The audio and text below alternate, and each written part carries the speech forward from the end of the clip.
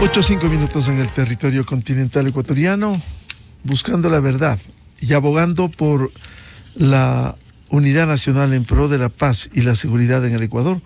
Queremos dar la bienvenida a nuestra siguientes invitados, la doctora Lorena Grillo, ella es penalista, el doctor Armando Camino, médico psiquiatra, y el sociólogo Simón Ordóñez.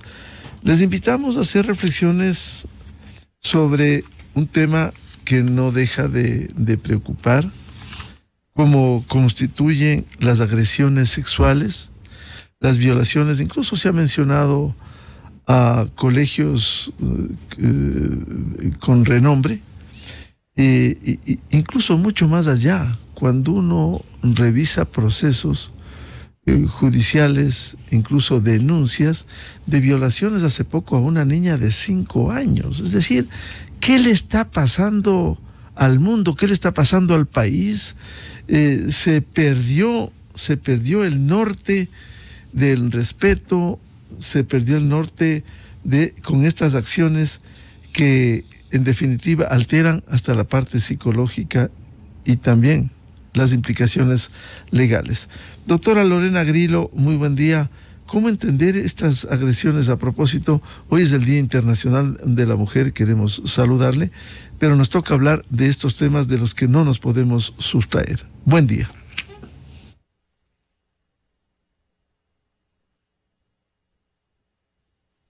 Buenos días, muchas gracias a las personas que nos acompañan, nos escuchan el día de hoy. Sí, definitivamente la violencia de género es una situación que en el país desborda, es una situación además que no se ha entendido la transversalidad que tiene para el país, ¿no? Las mujeres que viven violencia de género muchas veces están acompañadas de sus hijos, esos hijos crecen en ambientes violentos y luego vemos lo que vemos, ¿no? Vemos chicos entrando en pandillas, en grupos de delincuencia organizada y esto, si es que se hace una radiografía real de la gravedad de la violencia, finalmente nos termina explicando por qué razón el país está como está, ¿no? Entonces, la violencia de género no es un tema solo que nos atañe a las mujeres, nos atañe a la sociedad en general. Hemos visto últimamente también esta violencia extrema contra los niños, que es parte de la violencia de género. Ayer yo leí en la noche un reportaje espeluznante de la periodista Sara Ortiz, que comentaba o ponía en conocimiento de todos sobre el asesinato de un niño de 5 años en manos de su padrastro. Entonces, la verdad es que esta situación hace que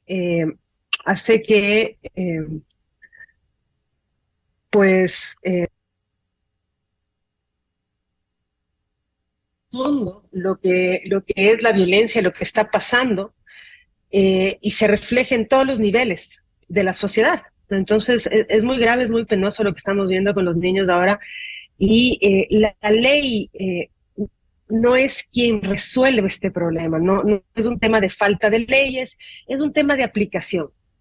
Si vamos a las cifras reales de lo que es violencia de género y lo que pasa en las investigaciones y lo que pasa en la justicia con el tema de violencia de género, es una impunidad total. Más del 98% de causas quedan en la impunidad total. Entonces, el asunto es que los agresores se ven totalmente avalados por la justicia para cometer estos actos que van escalando en violencia. En esta noticia que se compartía ayer en la noche, se trataba de un padrastro que había cortado a un niño de 5 años en pedazos y lo había enterrado en el panecillo, y es su tío quien denuncia esta desaparición de este niño porque no sabían nada desde hace más de un año. Entonces desaparece el niño, el tío en el 2023 denuncia este perpetrador que era el padrastro, le puso en fundas y le enterré aquí. Y luego, pues, en la audiencia de juicio, la madre de estos niños cuenta que este hombre incluso violaba a la niña de 7 años. Es una cosa espeluznante lo que está pasando. ¿Cuáles son las causas que cree usted, doctora Grillo, que llevan a estos hechos? ¿Hemos perdido la cabeza para que incluso en las familias ocurra esto?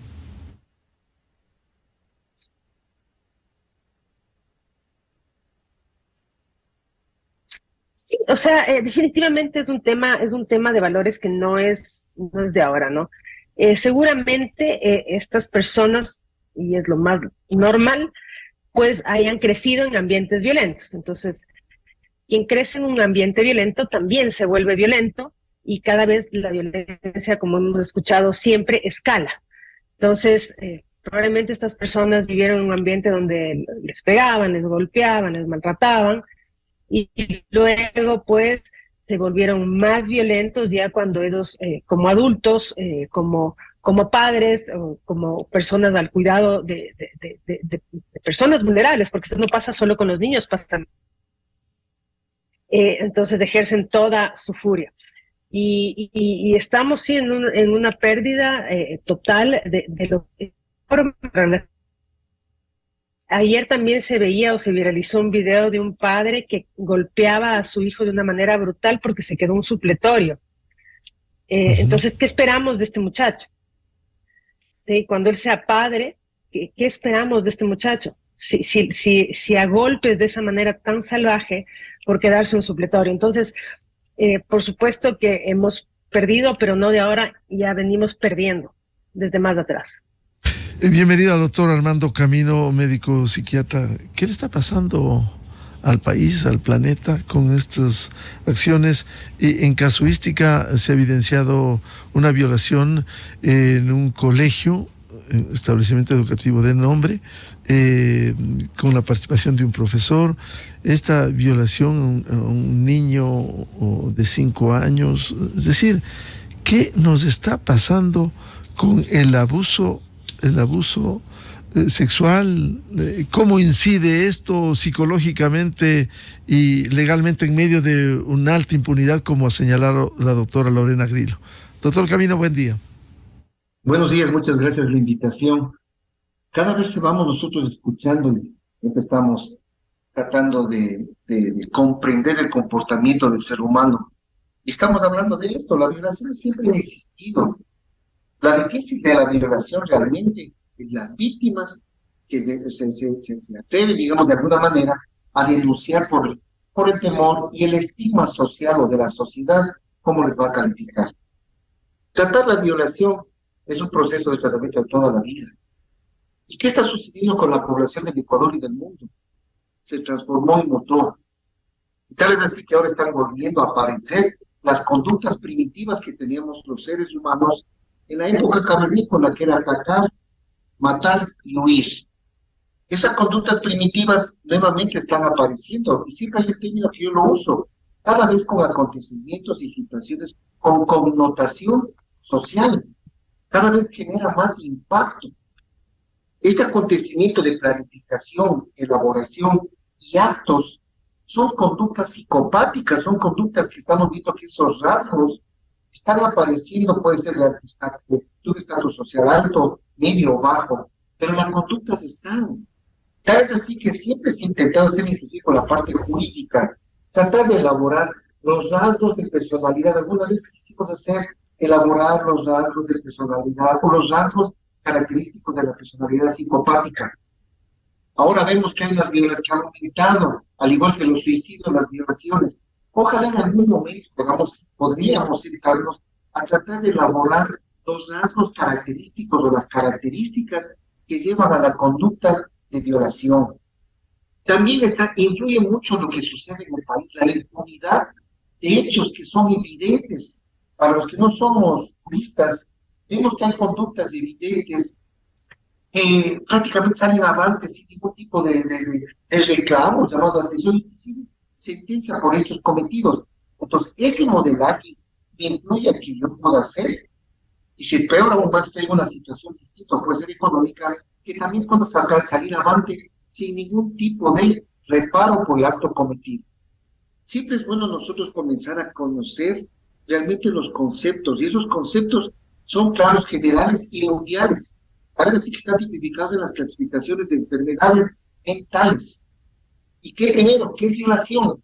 Aquí es agresión de índole sexual a través de la cual un individuo mantiene relaciones sexuales no consentidas, no permitidas por la víctima, empleando para ello la coacción, la fuerza o la planificación con elementos que nublan el juicio de la víctima, como el consumo o la colocación de sustancias. Tal así que todos nosotros tenemos hijos jóvenes, y aún más las mamás o papás que tienen hijas, señoritas, adolescentes, preadolescentes, adultas jóvenes, si salen, por favor, su agua, su licor, no dejen de observar el lugar donde se encuentra, el entorno. Hemos visto que ahora llega gente con escopolamina, algunos han fallecido realmente, y eso tiene que ver mucho con el tipo de conducta que está sucediendo ahora.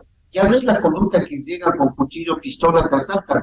Ahora él viene con este tipo de conducta y llegan a obtener algo que está planificado. Quiere decir que si esto sucedió con el concepto que yo les decía anterior, quiere decir que esa conducta fue una conducta ya planificada, o fue una conducta que ya se realizó anteriormente sin ningún fin, o sea, sin haber sido juzgados, señalados, y por lo tanto quiere decir que les fue muy bien, los planificaron nuevamente. Con una característica para nosotros los que trabajamos en salud mental, siempre tenemos que nosotros tener en cuenta de que este tipo de conducta o este tipo de situación hay el agresor y la víctima. Y siempre tenemos que ponernos a pensar nosotros cuál es nuestro accionar con la víctima. Primero, darle apoyo. Segundo, tratar de ayudarle a que pueda superar todo ese conflictivo, ese estrés agudo que ya vivió, para que no tenga a futuro un estrés postraumático más grave. Tal es así, por eso estas personas tienen conductas evitativas. Tratan de evitar lugares públicos, lugares que les recuerden al suceso vivido anteriormente, que es estrés postraumático. Síntomas ansiosos, síntomas depresivos, síntomas disociativos, y más grave, el estrés postraumático. Y tal es así que son personas que algunos de ellos, referidos a la bibliografía no hablan, son las personas resentidas. Muchos de ellos esa conducta que fueron sometidos también aprenden esa conducta para transmitir ese tipo de proceso. Bienvenido al sociólogo Simón Ordóñez. ¿Cómo entender este momento que vivimos en la sociedad con estas acciones, con esta violencia de género, con los abusos sexuales, cómo impacta psicológicamente, cómo ir a los temas de origen, más allá de las causas, que evidentemente esto complica la vida diaria, cuando incluso, como se ha dicho esta mañana, hay impunidad. El entender que hay un 98% de violaciones que nos llegan a sentencia refleja esta realidad, o como el impacto psicológico que nos describía el doctor Camino. Buen día, Simón. Hola Miguel, buenos días. Un saludo para Lorena, para Armando y para toda la audiencia. Yo quisiera discrepar en gran medida con lo que había sido su introducción, Miguel, y también con parte de lo que decía Lorena y Armando. Porque si uno se remite a las estadísticas y toma series temporales de mayor aliento, ¿no? Vemos que el tema de la violencia contra las mujeres, de la violencia que se llama de género, ha venido disminuyendo y disminuyendo de forma importantísima a lo largo de la historia, ¿no? Por ejemplo, yo tengo algunos datos que están en dos libros de Steven Pinker, uno que se llama En defensa de la ilustración y el otro Los ángeles que llevamos dentro. Entonces, por ejemplo, para las violaciones, digamos, y en general en la violencia de género, entre 1995 y el 2015, ¿no? Las violaciones y la violencia en general ejercida contra las mujeres no llega a representar actualmente más allá del 20% de lo que representaba en 1995. Es decir, Simón, perdón, ¿y esa realidad dónde es? cita al Ecuador.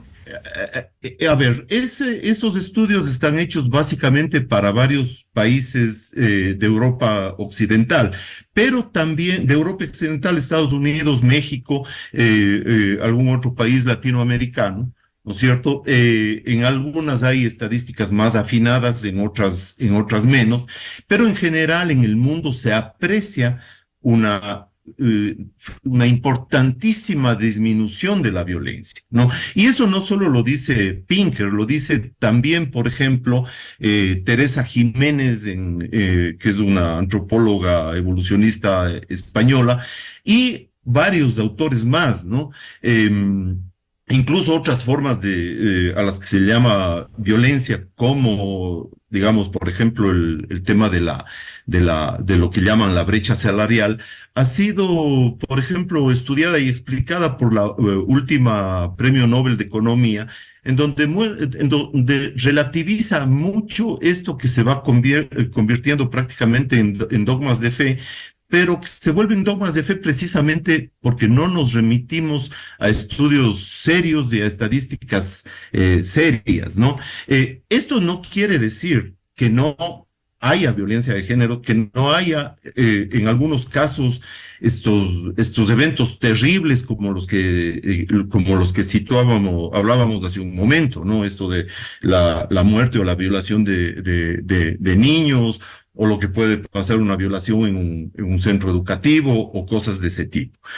Sin embargo, si es que tomamos de forma un poco más macro, no podemos hablar de una situación apocalíptica, no podemos hacernos ecos de estas ideas, por ejemplo, que maneja mucho el feminismo, sobre todo de tercera y cuarta generación, porque el feminismo anterior, digamos, era un feminismo mucho más liberal, mucho más reivindicativo, que reclamaba básicamente igualdad entre hombres y mujeres. Pero ahora se están llegando a formas incluso casi de desquiciamiento, en donde se le ve al hombre casi como un enemigo innato, ¿no? Como que casi todos los hombres somos potenciales enemigos, potenciales femicidas, potenciales violadores, cuando en realidad representan una absoluta minoría, ¿no? Entonces, yo discrepo en este sentido sin dejar de apuntar que estos hechos que también ocurren, que son hechos, no digo que aislados, que todavía hay una buena cantidad de estos hechos, pero si uno, digamos, juzga esto ya en un espacio temporal un poco más largo, uno ve que la sociedad más bien va avanzando, que cada vez hay menos violencia contra las mujeres y que eso, digamos, está sostenido por información bastante importante, bastante trabajada por las mejores universidades del mundo y por los mejores centros de investigación, pero que es una realidad que no queremos ver porque a veces hacer un discurso apocalíptico, digamos, suele ser mucho más efectivo en términos también de realizar militancias en estos campos. Vuelvo con la doctora Lorena Grillo, penalista. A ver, ilústrenos, usted decía el 98% de casos en la casuística que terminan en la impunidad. Más allá de las cifras que nos ilustraba Simón Ordóñez, hay realidades instaladas que realmente cuando uno revisa, se entera, se difunde un abuso en un centro educativo o estos hechos como el que usted relataba de un niño en esas condiciones de los abusos y que hasta terminan en la muerte. En el caso ecuatoriano, ¿se ha evidenciado esa reducción, doctora Grillo?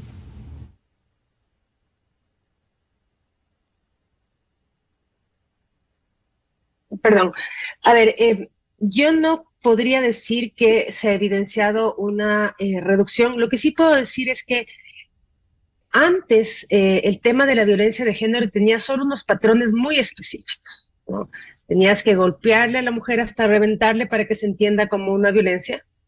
Y hoy ya se entienden otro tipo de violencias como la violencia patrimonial, que viene a ser un control absoluto de toda la parte económica, que impide que esta persona se pueda desarrollar, pueda moverse, pueda hacer algo, que antes en cambio era la forma normal de vivir.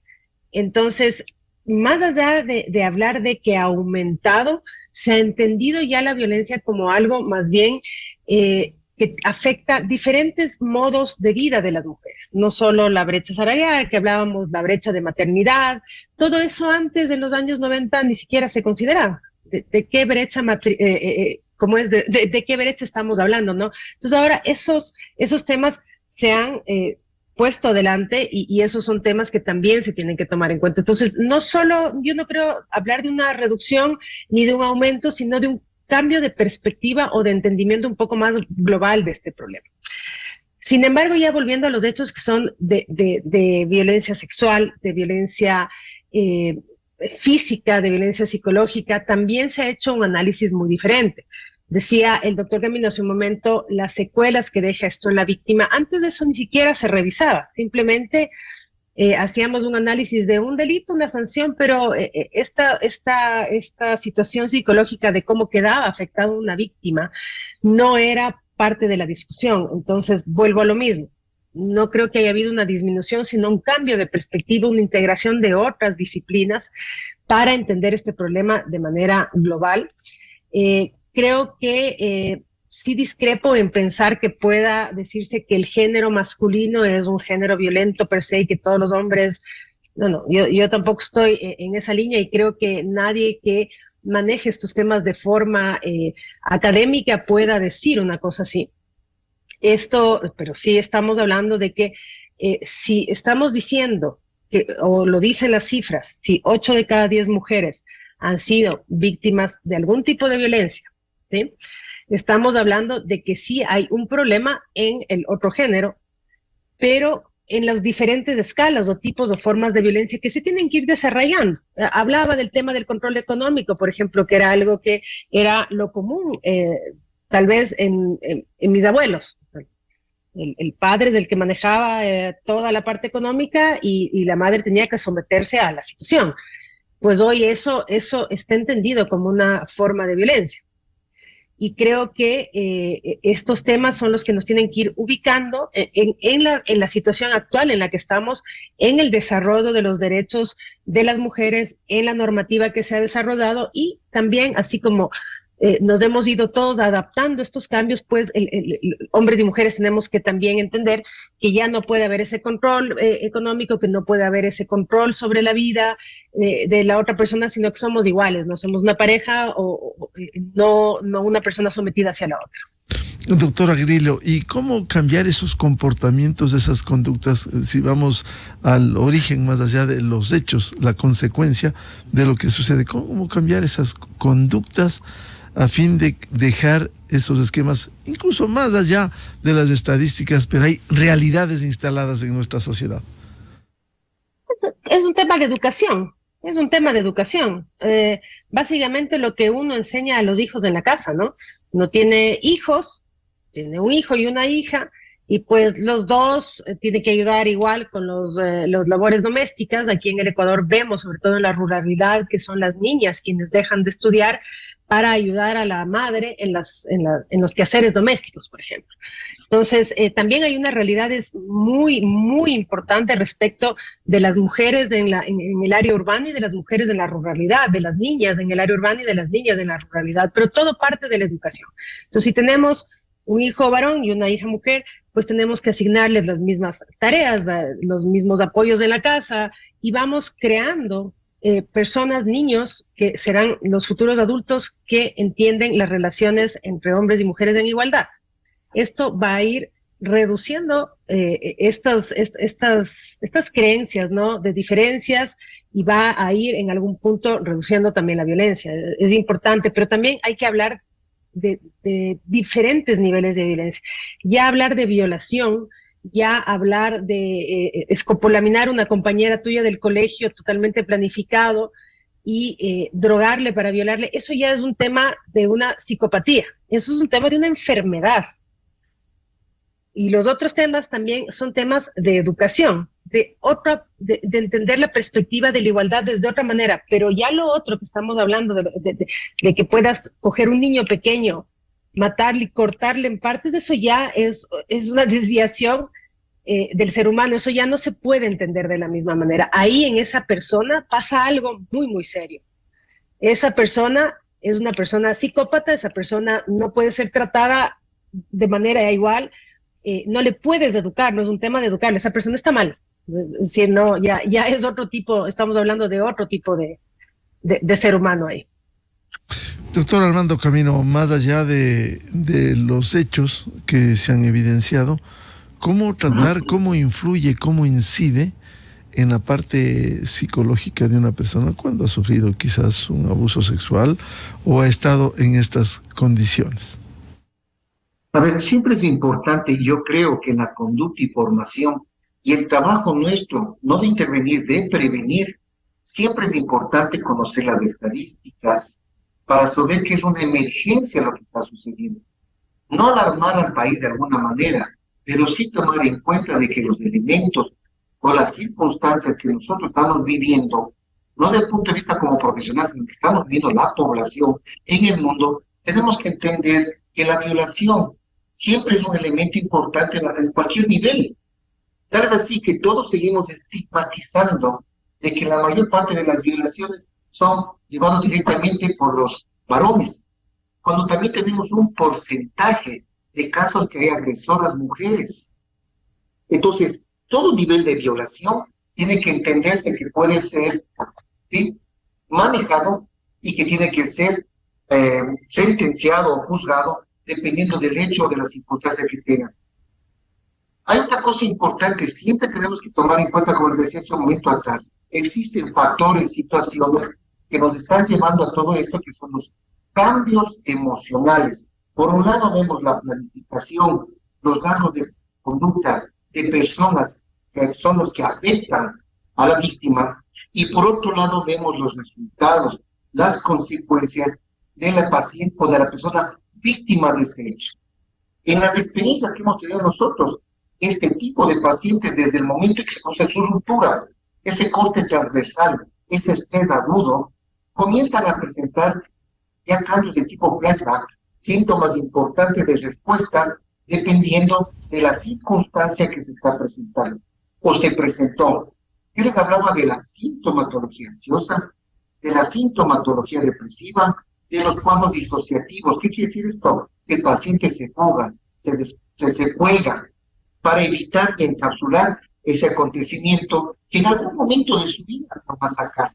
Y ahí puede venir todo el proceso y el contexto. Si estamos hablando de que actualmente tenemos suicidios consumados e intencionalidad suicida, y nosotros analizamos dentro del espectro de estas pacientes, analizamos, han sido sometidos en algún momento a niveles de violencia. ¿Qué es lo que tenemos que hacer? O sea, la recomendación realmente es comenzar a educar, prevenir, siempre hablamos de esta palabra, pero ya estamos haciendo la prevención. Estamos educando, estamos hablando de que esta es una emergencia. ¿Y por qué es una emergencia? Porque las estadísticas de nuestro país también son buenas. Para el 2019, el 32% de las mujeres encuestadas afirman que han sufrido algún tipo de violación sexual. La violencia psicológica, dentro de las estadísticas de los porcentajes, tanto en incidencia y prevalencia han aumentado. Psicológicamente 5%, física 9%, sexual 12% de las denunciadas. Porque estamos hablando de una estadística o un porcentaje bien alto. La víctima no denuncia, como les vuelvo a repetir, por el estigma, el temor, el miedo y la revictimización del acontecimiento. Lamentablemente la parte jurídica, cuando suceden estos hechos, revictimizan al paciente. A veces el acontecimiento, son algunos, lo encapsulan y lo guardan. Se revictimizan el cuadro y nuevamente se vuelve a prender. Entonces, trabajar con equipos multidisciplinarios que tengan la capacidad de trabajar en todo el contexto, desde el paciente y la familia, y trabajar mucho más en lo que son las secuelas y las consecuencias psicológicas y psiquiátricas que se van a presentar en este tipo de pacientes que han estado expuestos a cualquier tipo de violencia. En estas condiciones, doctor Camino, ¿cuál debiera ser el tratamiento? Por un lado, por cierto, tomar la prevención del caso, pero por otro, cuando se produce el problema, por diversos motivos, simplemente cómo influye estos abusos sexuales en la personalidad, cómo afecta y cómo viene el tratamiento. Lo primero que nosotros hacemos primero es llegar se llama enganche terapéutico, la relación médico-paciente, el famoso rapport rápido. O sea, la relación en que nosotros como profesionales damos la seguridad al paciente para que pueda abrirse y comenzar a trabajar en esos factores ambientales que se encargan de su sintomatología. Lo primero, ayudarle a que superen la responsabilidad que tuvieron como víctimas en ese acto. Por lo general, todo este tipo de pacientes tienen el sentimiento de sentirse culpables de la propia situación. Tal vez así que mucha gente estigmatiza que la situación social, que el consumo de sustancias, que la presentación personal, que la conducta de llamado la atención. Entonces, una vez que tengamos eso, llegamos nosotros a hacer alguna cosa que es la evaluación psicopatológica. ¿Qué evaluamos con eso? Evaluamos en qué sintomatología o espectro sintomático tiene la paciente o el paciente en ese momento. Por poner un ejemplo, tiene trastorno de sueño. Entonces, ¿qué hacemos nosotros? Abordamos la problemática del trastorno de sueño.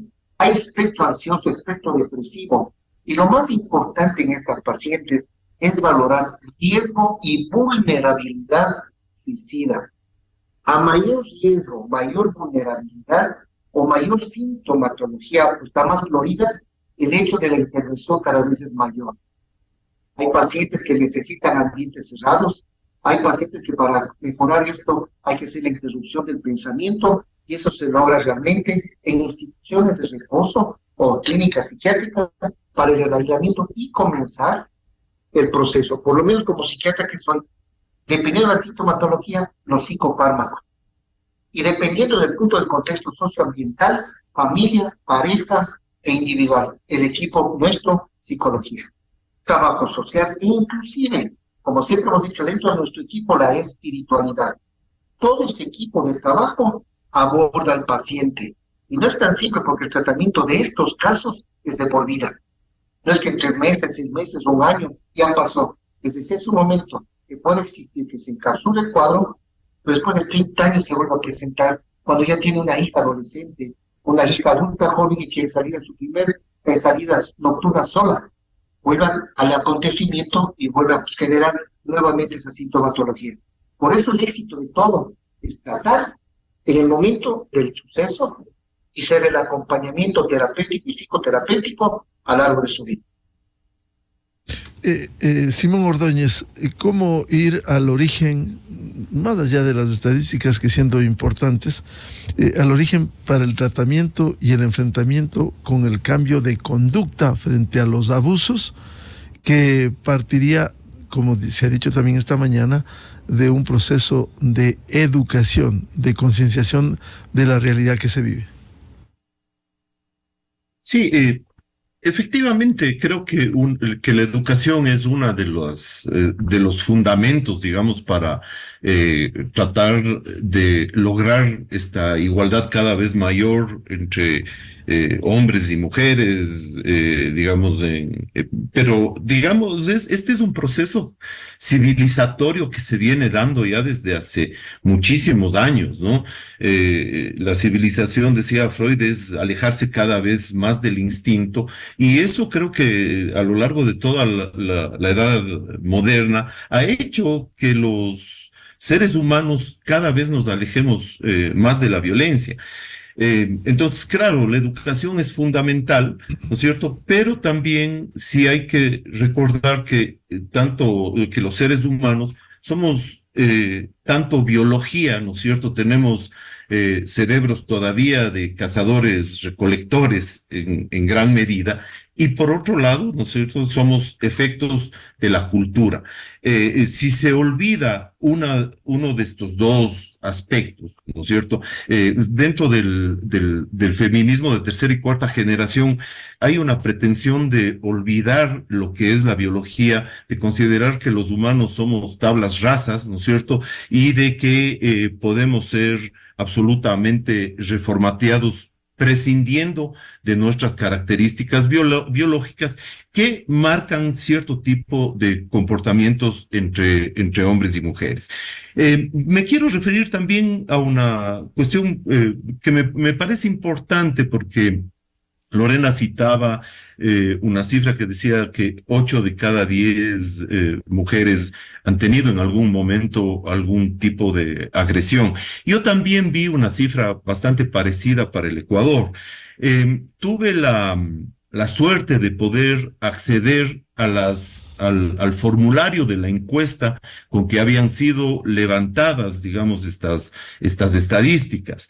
Y si bien es cierto que es importante incorporar otros aspectos, digamos, dentro de lo que sería la violencia de género, como mencionaba Lorena, por ejemplo, lo que se llama violencia patrimonial, pero creo que hay cosas que son ya un exceso. En esta boleta, por ejemplo, ¿no es cierto?, decía que preguntaba a las mujeres. Entonces, por ejemplo, decía, ¿usted se ha sentido incómoda o sí, se ha sentido incómoda por algún chiste de carácter sexista que ha sido emitido por alguna persona durante una reunión social? En alguna otra decía, por ejemplo, alguna vez y sin previo consentimiento suyo, un hombre le ha invitado a su departamento o ha insinuado la posibilidad de tener algún tipo de relación sexual. No ha forzado, no había una pregunta ahí, sino simplemente de una insinuación, de una cosa de este tipo. Entonces, si metemos todo esto como violencia sexual, obviamente las estadísticas estas de 8 de cada 10 personas, efectivamente todo el mundo puede haber oído un chiste que le incomode, un chiste de características sexuales, ¿no? Pero si metemos todo dentro, todos estos aspectos dentro de la violencia sexual, incluso termina deslegitimándose el discurso de la violencia real, que debe ser absolutamente perseguido, penado. Debería haber incluso quizás una ampliación de las penas para este tipo de delito, ¿no? Entonces, me parece fundamental eso, ¿no? Me parece fundamental y me parece que siempre, siempre es importante que nos remitamos también a las estadísticas, porque a partir de las estadísticas se toman decisiones, digamos, de políticas públicas. Y entonces, si partimos de estadísticas no confiables o de estadísticas que pueden estar más bien falseando lo que pasa en la realidad, las políticas públicas no van a apuntar a aquellas causas que efectivamente pueden estar en estos, digamos, detrás de estos problemas sociales de los que estamos hablando. Simón, por cierto, hay que clasificar el tipo de investigación, el tipo de denuncia con el planteamiento de los problemas que se presentan. Pero sí hay un tema que se ha evidenciado en las estadísticas, el bajo nivel de sanciones en los procesos judiciales. Y ahí está el reflejo de lo que sucede en la justicia ecuatoriana. Esa es una evidencia en donde hay impunidad. O por lo menos demoran los procesos, o también se termina dilatando las acciones judiciales y al final no se llega a las sentencias condenatorias. Esta es una realidad inocultable que hay. Sí, esa es efectivamente una realidad. Tenemos problemas gravísimos, ¿no es cierto? La impunidad prácticamente atraviesa a todo nuestro sistema de justicia. Hemos visto en este tiempo todo lo que ha pasado y, por ejemplo, aprovecho incluso este momento para expresar mi respaldo absoluto a una mujer valiente, inteligente, etcétera, que este rato quizás es el personaje más importante, más respetable y del cual nos sentimos orgullosos todos los ecuatorianos, como es una mujer precisamente como la fiscal Diana Salazar, ¿no es cierto? Ahora, efectivamente hay estos niveles de impunidad y la justicia tendrá que ir haciendo su trabajo para que esto disminuya. Ahora, también me parece fundamental que en el caso, por ejemplo, de la violencia sexual, sí tomemos eso con pinzas. En el caso de y Lorena incluso debe conocer mucho este tema. En el caso, por ejemplo, yo tengo datos sobre todo de España en este momento, ¿no? También hay y se producen muchas denuncias falsas de maltrato infantil o de violencia de género, ¿no es cierto? Para, digamos, por ejemplo, eh, eh, separar a los hijos de los padres. Han habido casos en España que son gravísimos. Y en España he visto, según los datos, que cerca del 70% de las denuncias de violencia terminan siendo falsas. Es decir, no que no hayan sido procesadas en el sistema judicial, no que se los haya dejado impunes, sino que muchas también son falsas. Es decir, no se trata aquí de pensar de que todas las mujeres y todos los hombres seamos ángeles. Hombres y mujeres tenemos buenos, pero también tenemos a veces muy malos sentimientos. Pero si por ejemplo, en el sistema judicial, por ejemplo, como en el español, ¿no es cierto? Se elimina prácticamente el derecho a la presunción de inocencia y hay que creer siempre el testimonio de las mujeres. Esto lleva a que se cometan arbitrariedades, injusticias muy graves contra los que son denunciados. Entonces, hay que tratar de ser cauto y tratar de ser más fino, digamos, en el análisis de este tipo de datos. De que hay impunidad o de que puede haber impunidad en muchos casos, efectivamente es una realidad que hay que combatir, pero también hay denuncias falsas que en muchos casos, por ejemplo, están orientadas a, digamos, a manipular o a separar a los padres de los hijos. Supongo que Lorena habrá tenido casos de ese tipo que son absolutamente terribles también. Doctor Armando Camino, ¿qué recomendaciones formularía usted con este entorno en el que estamos viviendo? Cierto es que, siendo importantes las estadísticas, hay realidades que conmueven, pudieran ser casos aislados, que conmueven o a una comunidad educativa o también a una familia. Siempre es importante realmente el ser humano en un todo, no solamente físico. En un todo quiere decir físico y emocional. Y dentro de todo esto también familias. Si hablamos nosotros de esta condición de violencia, como les dije hace un momento atrás, toda violencia produce efectos psicológicos y psiquiátricos a corto y a largo plazo. Y se habla realmente que la mayor parte de las personas tienen a corto plazo, más del 30% de las víctimas presentan efectos que se presentan como secuelas en el corto plazo. Y a largo plazo aumenta el porcentaje porque cada uno ya se va viendo realmente la realidad a la que se tiene que enfrentar de día a día. Como les vuelvo a repetir, la conducta nuestra y ahora, por el modelaje que vivimos ahora, tal es así que nosotros tenemos que seguir trabajando y hacia años atrás sigamos hablando. Tenemos que prevenir de las drogas. Las drogas nos invadieron. Tal es así que estamos hablando de que siempre sigo ya de comentarios que les comento por este tema. Si consideramos a las drogas una enfermedad, toda enfermedad, si no es tratada, se complica. Y si se complica, puede afectar directamente en lo que tiene que ver con el punto de vista nuestro, en el comportamiento. Lo que nos preocupa a nosotros es el comportamiento a corto plazo y el comportamiento a largo plazo. ¿Y qué vamos a hacer? Por un lado hablamos de la prevención, cuando tenemos que trabajar también en las personas que generan la violación o la violencia. Hablamos de los trastornos de conducta, hablamos de los trastornos de personalidad, del consumo de drogas, de alcohol. Y las estadísticas son claras, realmente, y eso es importante. Se habla de que cuando sucede esto siempre está inmerso alcohol o drogas. Y por eso, si seguimos hablando de esto, con los casos que ya vivimos ahora, nos toca intervenir, pero ya. Creo que cuando nosotros hablamos de estos foros, de estos paneles con expertos, creo que es lo más importante para poder sacar conclusiones, para recomendaciones, no para que sigan nuestro modelo, pero sí recomendaciones para que los estamentos estatales o privados comienzan a intervenir y a actuar. Y aquí viene otro comentario que también es personal.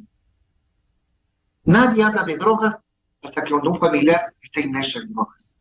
Nadie aquí en Ecuador no existe suicidio, porque el paciente se muere por infarto, la atropella un carro, se cayó y se golpeó accidentalmente la cabeza, se tomó pastillas accidentalmente.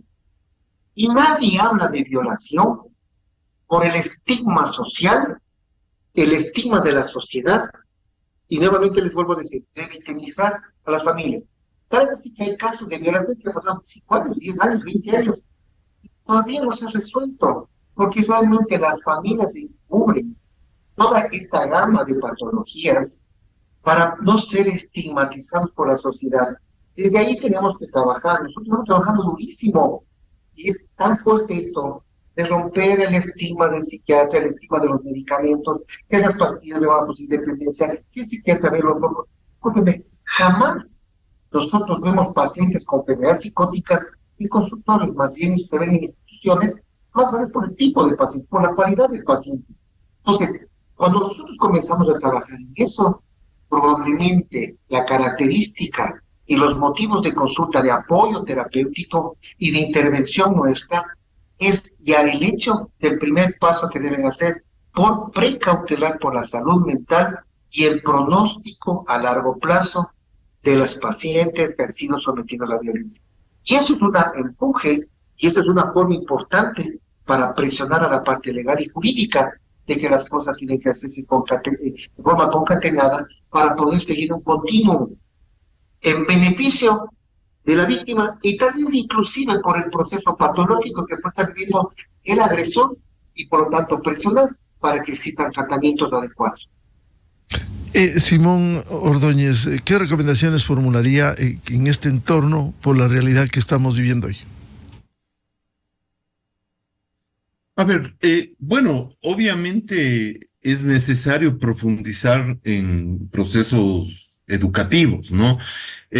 Pero también una de las recomendaciones que yo hago es básicamente también a que tengamos una posición crítica, una posición un poco más fundada en estudios profundos, a que los medios de comunicación, por ejemplo, contextualicen estas cifras que a veces se dan y que pueden generarnos la idea de que hay un ambiente de profunda descomposición, un ambiente prácticamente apocalíptico en relación con la sociedad, ¿no?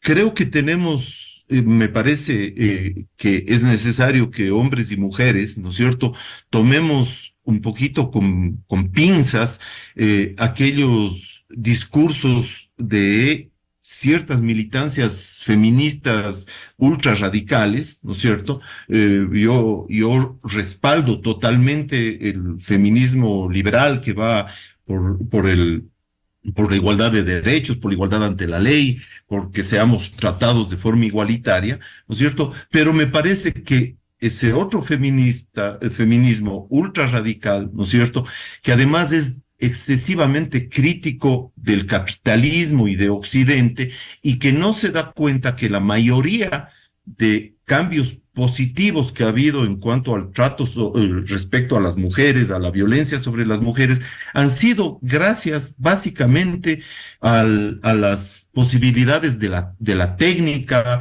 a la introducción de métodos anticonceptivos, etcétera. Hay un tema, por ejemplo, que ilustra mucho esto, ¿no?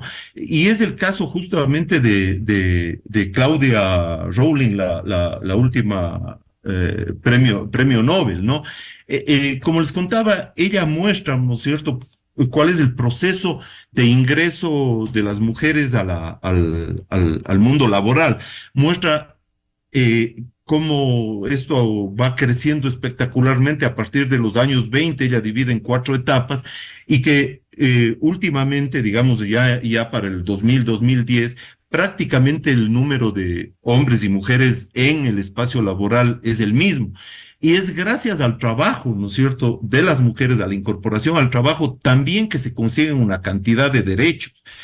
Claro. Y digamos, esas posibilidades están dadas muchas veces gracias, ¿no es cierto?, al desarrollo de la técnica de los electrodomésticos. Por ejemplo, muestra la premio Nobel que es una mujer y que es una mujer feminista, ¿no? Muestra que, por ejemplo, la presencia de electrodomésticos libera las capacidades para trabajar en el mundo productivo de las mujeres y también libera tiempo para mayor cantidad de ocio, ¿no?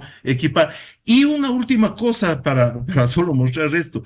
Esa premio Nobel no ha sido felicitada por los movimientos feministas. Y los movimientos feministas también en este momento, por ejemplo, están en una lucha profunda, por ejemplo, contra el Estado de Israel, y no dicen nada de la situación de las mujeres que están absolutamente agobiadas y aplastadas por los movimientos integristas, o tampoco dijeron nada sobre las esclavas sexuales que mantenía las FARC, ¿no es cierto? Porque más o menos comparten el mismo ideario, porque son, digamos, casi sus compañeros de lucha, están, luchando contra el capitalismo y contra todo esto, ¿no? Entonces me parece importante que tomemos con pinzas ese discurso. Claro. De esto hay mucha literatura, el caso colombiano, muchos libros y testimonios. Por cierto, siempre será importante, como se ha dicho, las estadísticas y el caso de los medios, reflejar los hechos, las evidencias que ocurren, que se denuncian y se comprueban en el debido proceso y con derecho a la defensa en la función judicial. Muchas gracias por el aporte a la doctora Lorena Grillo, al doctor Armando Camino y al sociólogo Simón Ordóñez para aportar a este debate sobre el tema de la violencia de género, los abusos sexuales y la realidad que hay en el Ecuador. Muy amables, muy gentiles. Muchas gracias, Miguel. Un saludo, Armando, y gracias a todos. Con esto cerramos la jornada de entrevistas y debates, la opinión diversa y libre en la revista de Opinión Democracia. Ya viene el segmento Clarito está con los economistas Vicente Albornoz y Sebastián Oleas. Antes de ir a este segmento, recomendarles el programa Controversia en Escena, este sábado 8 horas por XFM, Democracia M y Democracia TV. Más allá de los problemas que vive el país, hacer un alto al tema de la justicia, que ha sido un escándalo, la corrupción, los problemas económicos, sociales. Vamos a hablar de un problema que también tiene que ver con la ciudadanía. El impacto de los fenómenos naturales, las lluvias e inundaciones, sus secuelas en medio del calentamiento global y cambio climático y el papel de las instituciones. Invitados: Janet Fernández, ex asesora en gestión de riesgos del Programa de las Naciones Unidas para el Desarrollo; el ingeniero Hugo Yepes, experto y exdirector del Instituto Geofísico de la Escuela Politécnica Nacional; y el doctor Marcelo Aguilar, epidemiólogo, investigador y académico. De mi parte, un feliz fin de semana. Volveremos, Dios mediante, a seguir contribuyendo en la búsqueda de la verdad el próximo lunes. Muy buen día. A la revista informativa Democracia llegan Vicente Albornoz y Sebastián Oleas, conocidos como Los Explicadores. Para presentarnos, Clarito está, nos explican en sencillo las cosas difíciles